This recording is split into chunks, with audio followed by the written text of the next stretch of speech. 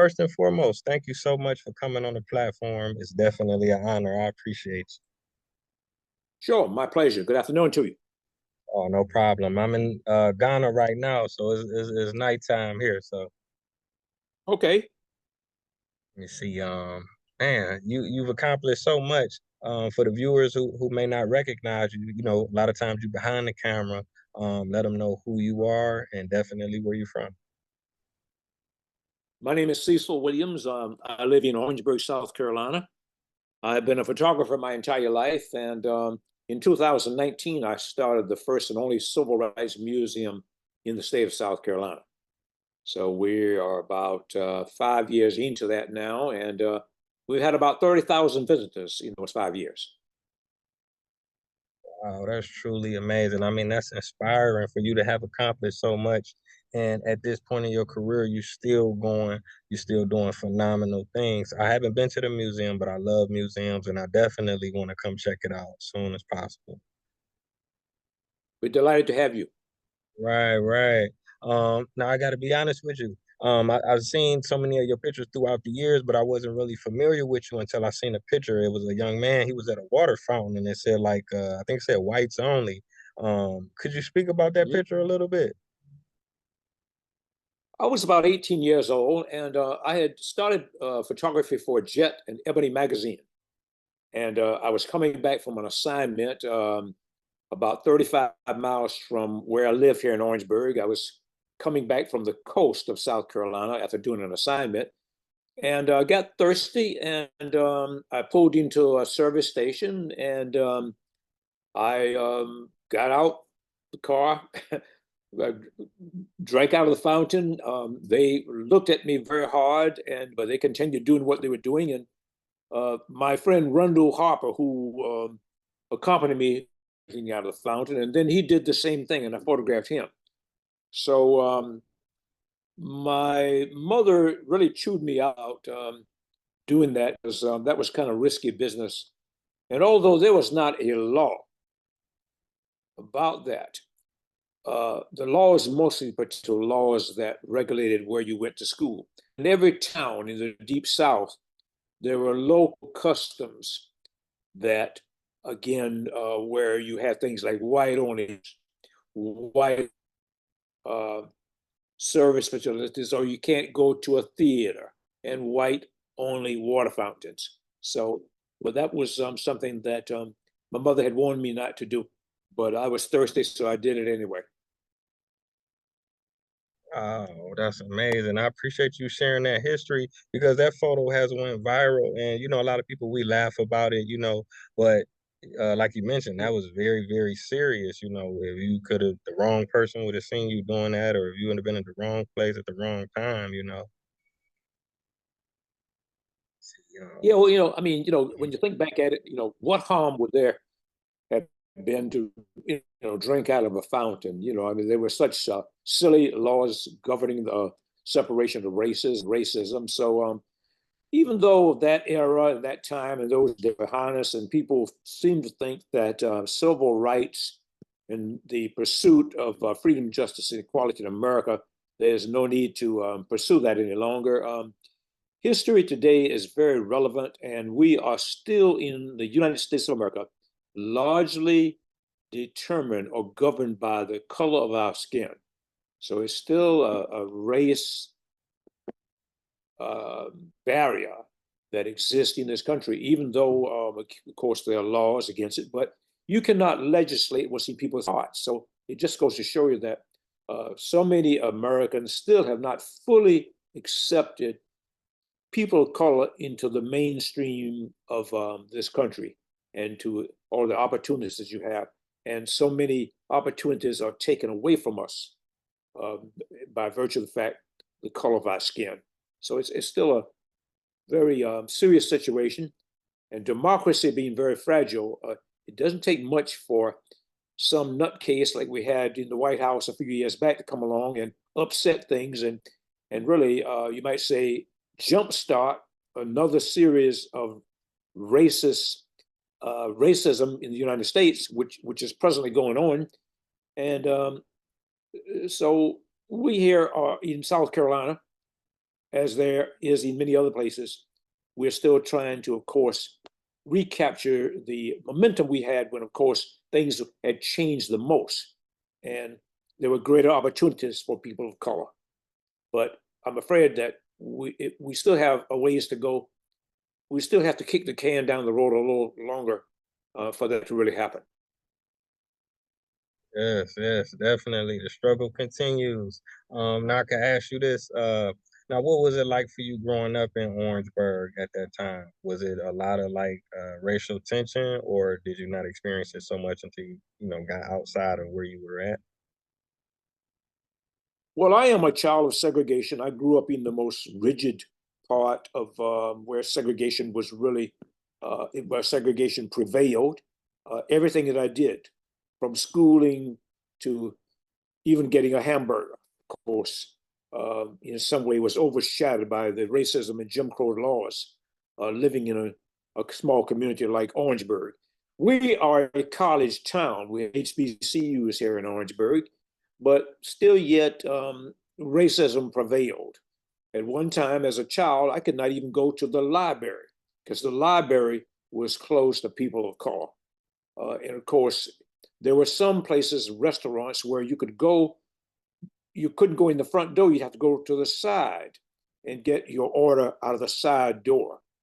Uh, there were traveling along the highways and byways of America, going into a service station to get gas. Could you use the bathroom? A lot of times, no. So if you wanted to go to a theater, you would have to sit upstairs um, or in some side entrance, go up a side entrance to go into a theater to look at a movie. So this kind of extreme racism prevailed during the time that I grew up, and it has a everlasting impact on my life and from the perspective that I see today. But I fought in everywhere that I could to overcome those obstacles. I went to jail twice, demonstrating and marching and protesting. Uh, and in doing so, myself and others like me, we were really tweaking the United States Constitution and the 14th Amendment because these rights should have been uh, allowed, allowable for us to engage in and to be a part of. But if certainly, if you were a person of color, they did not apply to you. So you could not do so many things. Okay, okay. Wow, I appreciate you sharing that. Now I gotta ask you, now how did you fall in love with photography? What inspired you to even go that far to pick up a Well, camera and make it a career? well, I used to draw as a child, 8 or 9 years old. I would try to sketch and draw cars and houses and trees. And then my brother gave me a hand-me-down camera, a Kodak Baby Brownie. And to me, that was like a magic box. And I was able to, again, carry my lack of being able to draw good, maybe a step down with being able to create images with my camera.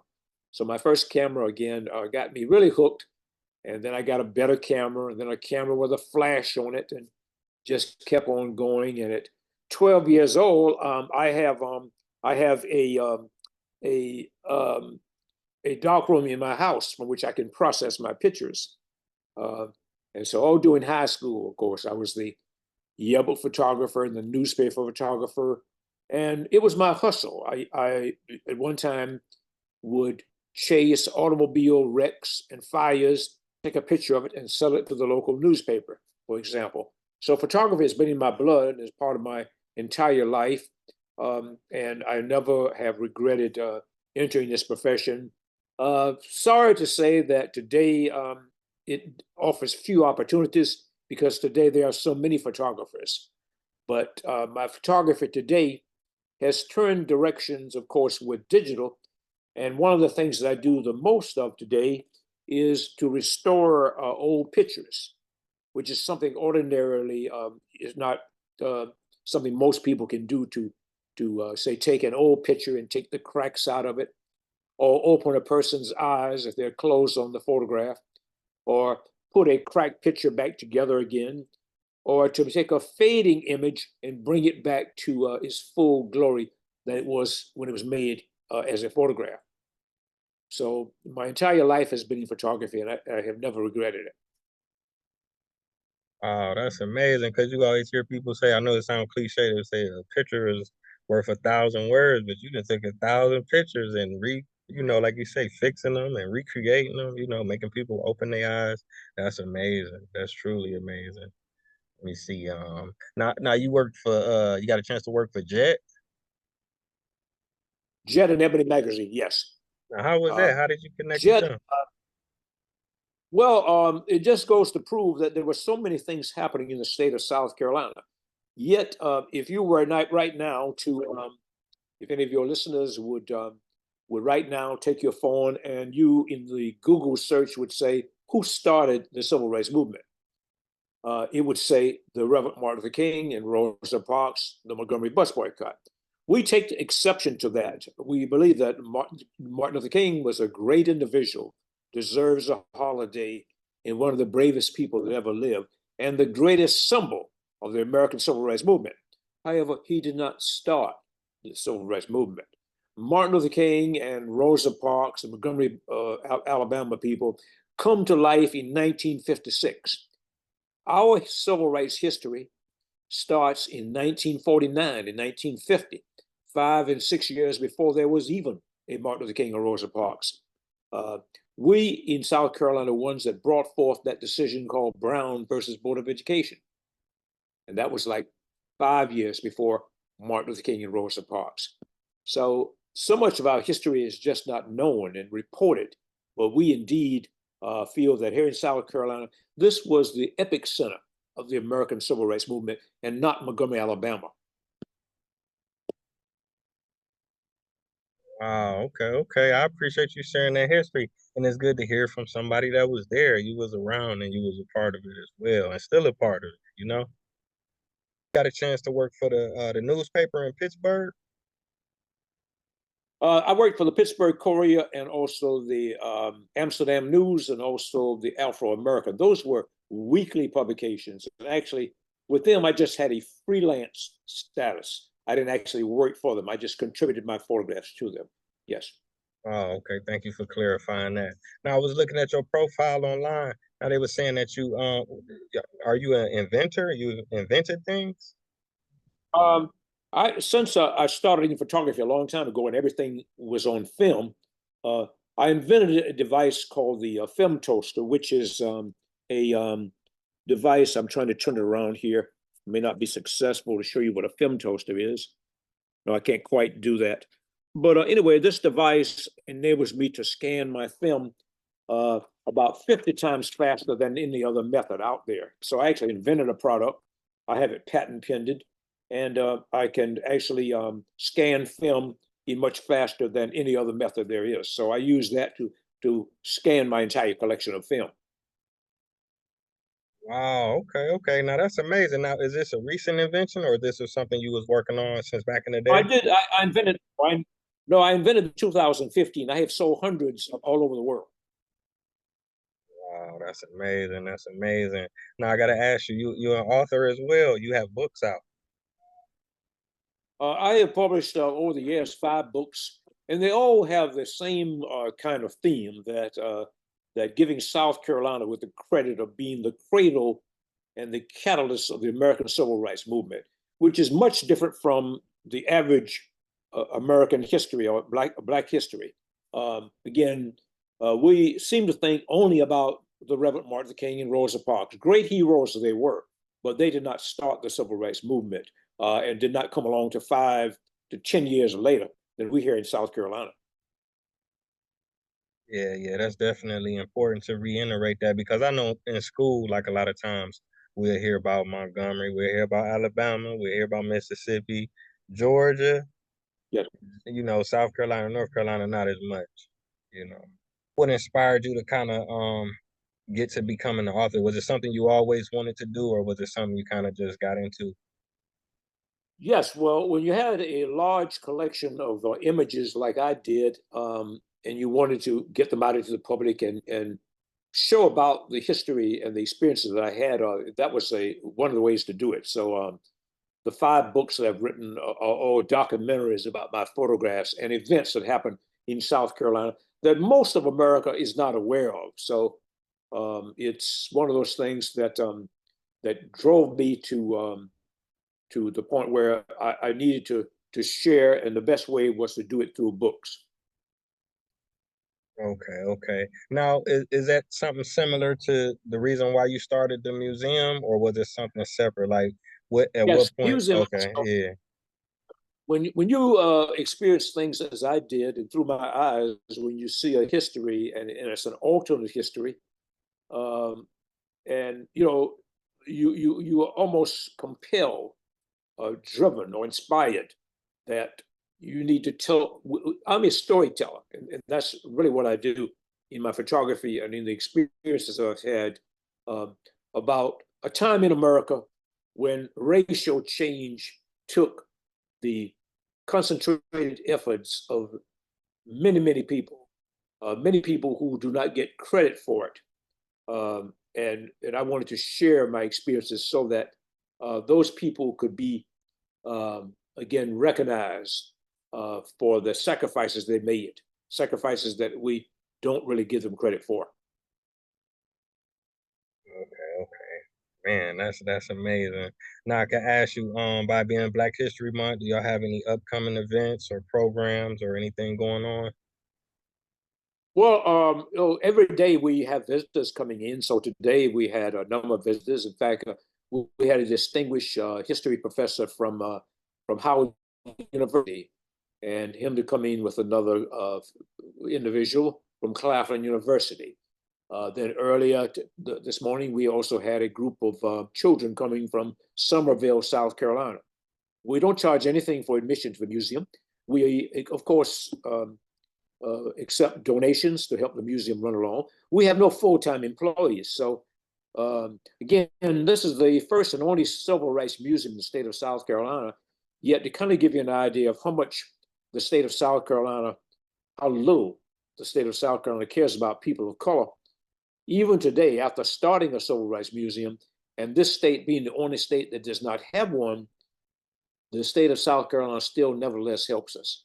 So it's one of those things where somebody asked me, if someone were to ask me, are we still living in a segregated society? Yes, overwhelmingly, this is America still has not yet really fairly dealt with people of color.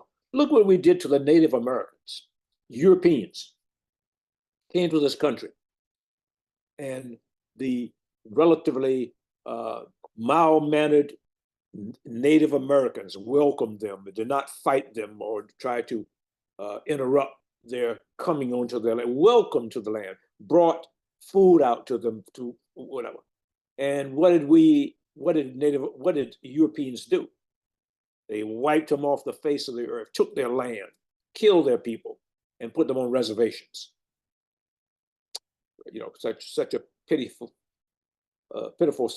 situation that we stand in the name of America, the land of the free and the home of the brave. But again, this country has a terrible record of dealing with people that are not like the majority group that prevails in government, in politics, in business, everything. Everything is sided towards, again, non African Americans. Again, we are still worldwide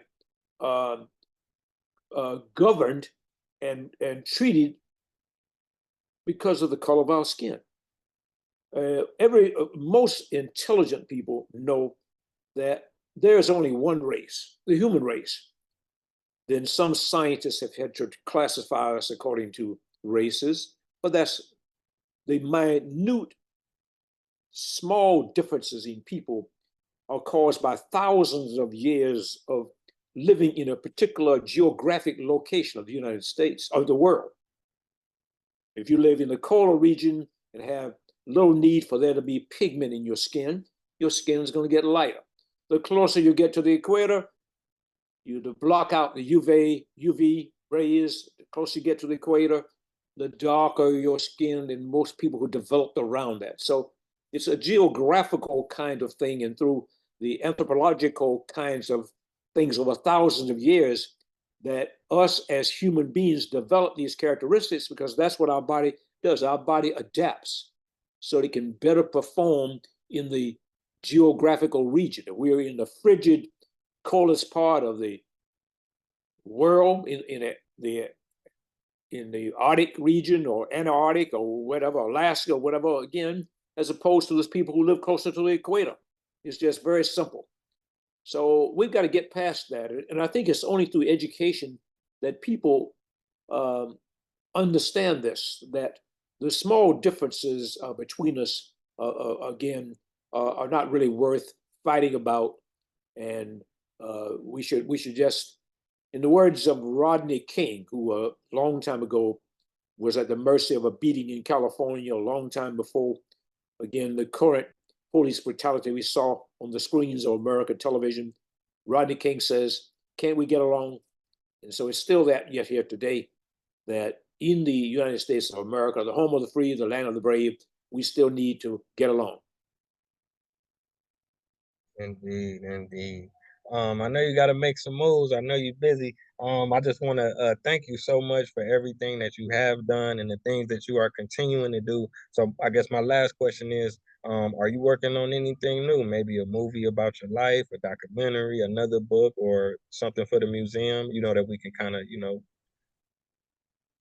The biggest thing we're now anticipating is the city of Orangeburg and the county of Orangeburg is building us a $5 million museum. So we're looking forward to making the exhibits. We hope to break ground in April of this year and have that museum in a business location rather than in the residential area the current museum is in. So that's the biggest thing that's happening now. We're very proud that this is something that is going on. In fact, this is our museum that's going to be built here in Orangeburg. Wow. And we are thrilled about the possibility of moving into a place that's 3 times bigger than the place we are. So that's happening right now. Thank you very much for this great privilege of speaking with you. I'm very sorry we had a few hiccups in getting on here, but very happy that I could make it be a part of your programming. And all I say is keep up the good work. Oh yeah, no doubt. It's definitely an honor, King. I want to thank the viewers for tuning in. It's been a phenomenal episode of Taye Speaks. So until next time, family, peace. Thank you. Bye-bye. Thank you.